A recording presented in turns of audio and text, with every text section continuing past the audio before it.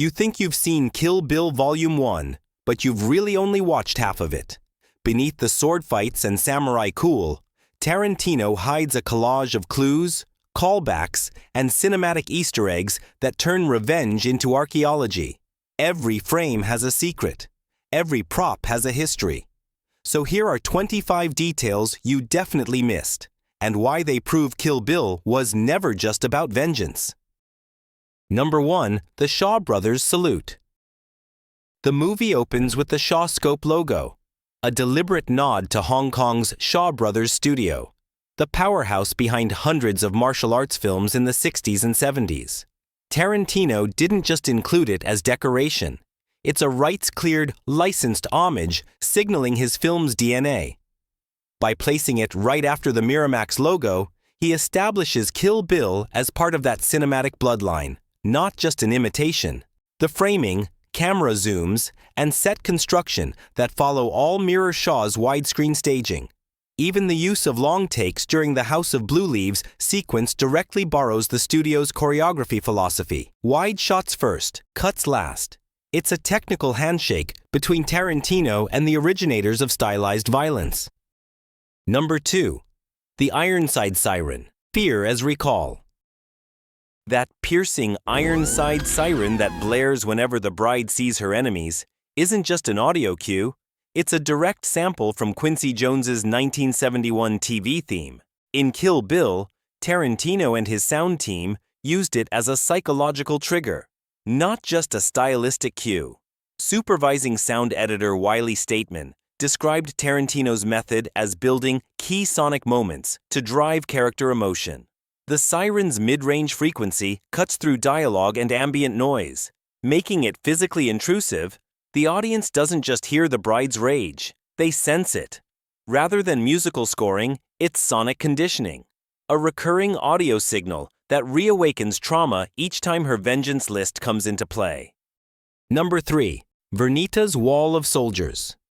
During the kitchen fight between the bride and Vernita Green, the camera pans across a wall of commemorative plates. Not random decor, but an intentional design choice scripted to depict figures from Black American military history, spanning from Crispus Attucks to Colin Powell. The set turns a suburban kitchen into a thematic war zone, merging domestic calm with generational conflict. While the exact material and break mechanics aren't publicly documented, the symbolism is clear. Tarantino stages a fight over breakfast as a reflection of legacy, violence, and the illusion of safety inside the American home. Number 4. Don't Be a Square, revisited. When the bride makes the square gesture with her finger before resuming the fight with Vernita Green, it's a self-referential callback to Pulp Fiction, where Mia Wallace does the same motion. It's not character continuity, it's a Tarantino editing joke about repetition. The gesture was drawn directly into the storyboard, with a motion-tracked overlay box later added in post to mimic Pulp Fiction's effect. From a structural standpoint, this is Tarantino's visual signature, a recursive cue linking universes through gesture rather than plot. It's also an in-joke about cinema's cyclical logic, the idea that his characters are acting inside movies that reference each other. Technically, it's composited using a rotoscoped alpha matte, not CGI, a subtle analog nod to 1990s editing workflows. Number 5. Kaboom Cereal and the Gun Inside. The cereal box that conceals Vernita's gun is a full prop built by art director Daniel Bradford using vintage Kellogg's typography but fictional branding. It's Tarantino's favorite metaphor, death hiding in childhood iconography. The Kaboom label is also an Easter egg referencing the real 1969 cereal known for its clown mascot, deliberately chosen to mirror the absurdity of violence in suburbia. During filming, the gun reveal used a rigged mechanical flap timed to the actress's hand motion rather than post-edit compositing.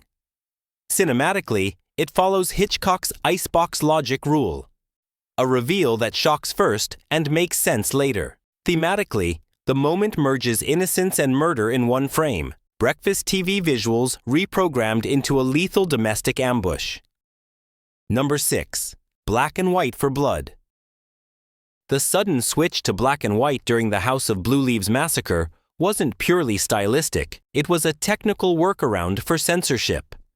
The MPAA flagged early test cuts for excessive blood quantity. Tarantino's solution: desaturate mid-sequence to bypass gore limits while maintaining continuity. The transition is frame-synced to the first arterial spray, using a post-production color key to flatten red tones without losing texture. This method mimics 1970s Japanese samurai films like Lady Snowblood, which often used monochrome inserts to stylize violence and reduce visual censorship. The effect also serves a second purpose: visual fatigue management. By removing color intensity at the sequence's peak, Tarantino keeps the violence watchable without reducing its intensity. It's censorship turned into cinematography. Number 7. The Pussy Wagon Legacy. The bright yellow truck the bride steals isn't just a prop, it's Tarantino's mobile signature. The Pussy Wagon was built from a repurposed Chevrolet Silverado, repainted in a color-match Pantone mix, Tangerine 1 235C, to exaggerate the pulp tone. The name itself is hand-lettered, using 1970s exploitation poster typography scanned from a Super Vixen's promo sheet. After filming, Tarantino kept the vehicle personally, later loaning it to Lady Gaga for her telephone music video, extending its cinematic lifespan. The car reappears in Kill Bill Volume 2 and functions symbolically as a continuity artifact, a trophy of survival. Tarantino's habit of object continuity, Red Apple cigarettes, Big Kahuna Burger, and others, turns props into brand identity. The Pussy Wagon is franchised mythology. Number 8. The McGraw Bloodline. When Sheriff Earl McGraw investigates the Wedding Chapel massacre, he's not a new character. He's a recurring constant across Tarantino's universe. Played by Michael Parks, McGraw first appeared in From Dusk Till Dawn and later in Death Proof. Tarantino and Robert Rodriguez confirmed that all these McGraws exist within the same movie universe. His dialogue and mannerisms are recycled precisely, right down to the mirrored syntax and pauses. The cinematography reinforces this. Medium-wide static compositions replicating From Dusk Till Dawn's opening shot ratio. It's not fan service, it's filmic recursion. McGraw represents Tarantino's in-universe continuity anchor, a lawman watching chaos repeat across timelines. He's less a character and more a calibration tool for the Tarantino multiverse. Number 9. The Twisted Nerve Whistle. L.A. Driver's iconic whistled tune as she walks through the hospital is directly lifted from Bernard Herrmann's 1968 score for Twisted Nerve. Tarantino's audio team filtered the reverb tail to create that hollow, sterile effect, matching the hospital's ambient frequency. The result turns nostalgia into dread. Herrmann's cue originally accompanied a psychologically unstable character in disguise, exactly mirroring Ella's nurse outfit deception and her duality, a trained killer hiding behind calm, clinical poise. In sound design terms, it's musical foreshadowing disguised as retro flair. Number 10. Split-screen suspense. The hospital assassination sequence uses a split-screen composition, Tarantino's direct homage to Brian De Palma. But Tarantino's intent is precision, not homage. 2 cameras were locked at identical focal lengths and stitched with a fixed mat, creating parallel tension. L driver prepping the syringe while the bride lies unconscious. The split isn't aesthetic excess, it's structure. With no camera movement, both frames stay balanced, forcing the viewer's eyes to read threat and vulnerability simultaneously. Tarantino turns geometry into suspense, showing that fear doesn't need fast cuts, just controlled space and timing. Number 11. The Hanzo Steel logo, hidden branding. When the bride receives her katana, the blade flashes a lion-shaped insignia. The mark was custom designed for the film to resemble traditional common or family crests, giving Hanzo a visual signature like a real swordsmith lineage. Prop master Yohei Taneda confirmed the emblem was laser-etched on stainless mock-ups and hand-engraved into hero blades. It's the Tarantino equivalent of a brand stamp. an invented mythology rendered in authentic craft. Number 12. The bride's code name, Black Mamba. Every deadly viper has a code name, but Black Mamba isn't just a cool alias, it's biological design. The snake paralyzes before killing, mirroring the bride's coma and revenge arc. Tarantino consulted herpetologist Jules Sylvester for realism, grounding the metaphor in nature. The yellow and black suit extends the theme. Bruce Lee tribute above, predator camouflage beneath. Even her sword sheath mimics scales. The influence reached beyond film. Kobe Bryant later adopted Black Mamba as his alter ego, inspired by the bride's lethal focus and control. Number 13. The anime sequence and bloodline parallels.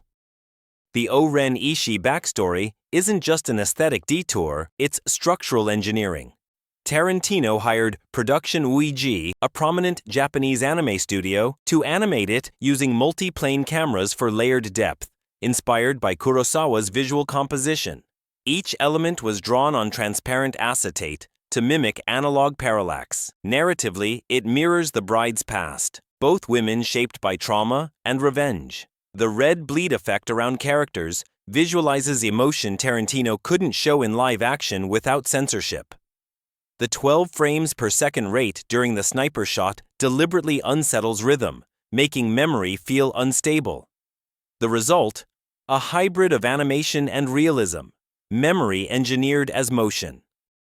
Number 14. The House of Blue Leaves, Architecture of Violence. The House of Blue Leaves wasn't designed for spectacle, it was built for precision. Production designer Yohei Taneda modeled it after Edo period banquet halls. Engineered for continuous motion, its layout supports 50-meter Steadicam shots linking upper balconies to the dance floor without visible cuts. The blue lighting balances skin tones with red blood effects, avoiding digital fixes. Shot in 2.35:1 Panavision, the space turns horizontal composition into organized chaos. Every stair, beam, and spotlight guides the eye toward the bride's next strike. Violence mapped through architecture. Number 15. The Bride vs. the Crazy 88, Color Logic and Choreography. The Crazy 88 fight sequence looks chaotic, but it's color-coded for audience legibility. Tarantino's costume designer, Kumiko Ogawa, mapped opponent groups by color temperature. Blue-gray suits for close combatants, black leather for distant extras. This division helped the camera crew control exposure under variable strobe lighting. The bride's yellow jumpsuit pops at 60% chroma saturation, isolating her in the frame even amid motion blur. Number 16. The Blue Corridor. Before facing O-Ren Ishii, the bride fought through a quiet corridor bathed in blue light. The set was designed by Yohei Taneda, who created the House of Blue Leaves with layered glass panels and reflective surfaces to enhance visual depth. Cinematographer Robert Richardson used high color temperature lighting to contrast the blue calm of this moment with the warm, chaotic tones of the preceding fight. The shift in color and pacing helps the audience visually reset before the final duel, a deliberate compositional rhythm rather than a pause in tension. Number 17. The Snow Garden Duel, Texture over Color. O-Ren Ishii's final duel with the bride takes place in a snow-covered courtyard. But the snow isn't CGI. It's a mix of biodegradable paper pulp and potato starch dropped through controlled airflow rigs designed by SFX coordinator Yoshihiro Nishimura. Tarantino chose to film on a real set rather than a soundstage composite to allow genuine traction loss underfoot. The result? The actors' sliding steps dictate real-time choreography. Also, the final duel between the bride and O-Ren Ishii lasts almost exactly 5 minutes, matching O-Ren's taunt that the bride won't last 5 minutes. Tarantino timed it deliberately, turning her words into poetic irony. The entire scene is a tribute to Lady Snowblood, 1973, the Japanese revenge film that inspired Kill Bill. The snow-covered courtyard, the quiet dialogue about sword quality, and Meiko Kaji's haunting song, The Flower of Carnage, all echo that classic. Number 18. Silly Rabbit, Cartoon Psychology. After the Gogo Yukari fight, O-Ren Ishii mocks the bride with Silly Rabbit, echoing the Trix cereal slogan, Silly Rabbit, tricks are for kids. It's not a random taunt, it's layered irony. The line ties directly to the bride's real name, Beatrix, B-Trix. Turning a childhood catchphrase into a linguistic jab, Tarantino uses it to blur innocence and violence, twisting something playful into something cruel. It's a perfect snapshot of his tone, dark humor wrapped in pop culture, spoken just before a killing blow.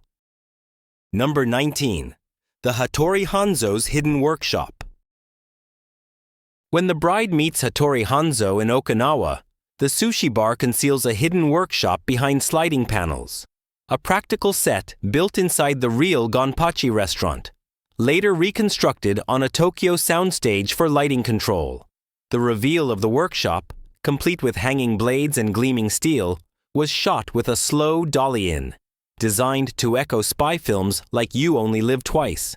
Sonny Chiba improvised much of his dialogue in Japanese, giving Hanzo's humility and restraint an unscripted realism. The scene transforms from comedy to reverence in seconds.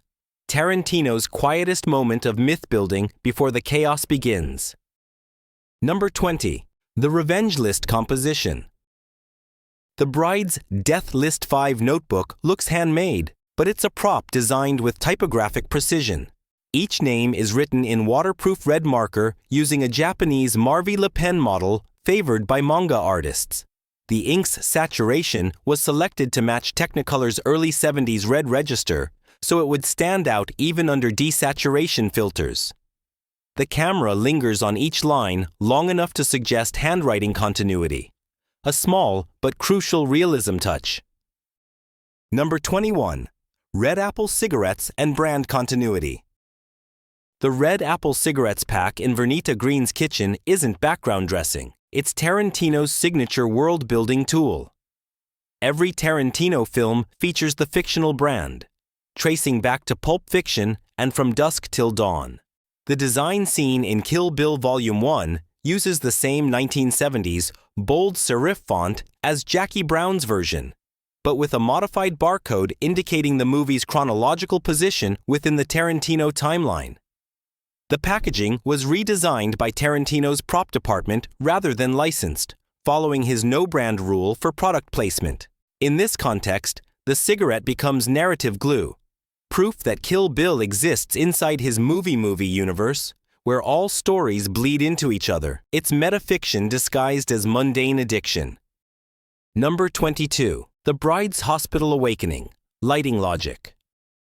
The hospital awakening scene looks minimal, but was carefully crafted by cinematographer Robert Richardson to contrast warmth and sterility. The lighting mixes tungsten and fluorescent sources, visually separating the bride's humanity from the cold clinical setting. The camera slowly dollies toward her as she opens her eyes, a move Richardson designed to feel like the world closing in.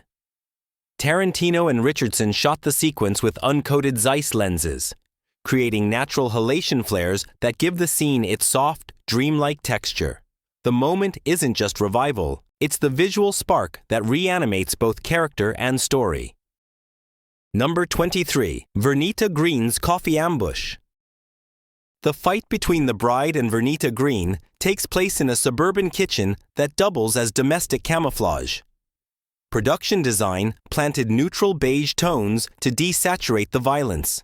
The fight choreography was built around appliance geography, countertop corners, cereal boxes, refrigerator doors, transforming everyday objects into improvised defense tools. Tarantino deliberately used static camera placement rather than dynamic tracking to simulate the home security footage aesthetic. It's structured chaos contained within banal architecture. The cereal box, kaboom, spilling mid-fight isn't random. It's an ironic prop joke, reinforcing the film's recurring childlike absurdity. The design principle here is inversion. inserting cinematic combat into mundane geometry until the contrast itself becomes violent. Number 24. Tarantino's hidden cameo as a crazy 88. Quentin Tarantino couldn't resist stepping into his own carnage. During the House of Blue Leaves sequence, he reportedly suited up in a black mask and uniform to play one of the crazy 88 henchmen, the one whose throat gets slashed moments after the bride gouges another fighter's eye. The moment flashes by so fast it's nearly impossible to spot, but crew members have confirmed the cameo was real. Tarantino's brief appearance fits his tradition of inserting himself into the chaos, this time not as a talker, but as just another body in the mayhem he choreographed. Number 25. The Credits Code, written and directed by. The end credits of Kill Bill Volume 1 feature one subtle but significant choice. Written and directed by Quentin Tarantino, appears before the final, "The bride will return" in Kill Bill Volume 2. That ordering isn't just ego placement, it's temporal structure. Tarantino positions authorship before continuation, asserting creative control before narrative promise. The typography mimics Shogun Assassin's title card font, another revenge classic split into 2 volumes. The final frame lingers exactly 3 seconds longer than the MPAA standard for main credit holds, enough time for the audience's eyes to lock onto written and directed. This was a calculated pause inserted during the final edit reel, functioning as meta-punctuation, the director's way of saying the story belongs to him, but the myth belongs to cinema. Thanks for watching. If you enjoyed this breakdown of Tarantino's masterpiece, hit that like button. Subscribe for more deep dives into cinema's hidden secrets, and don't forget, watch the next video on your screen.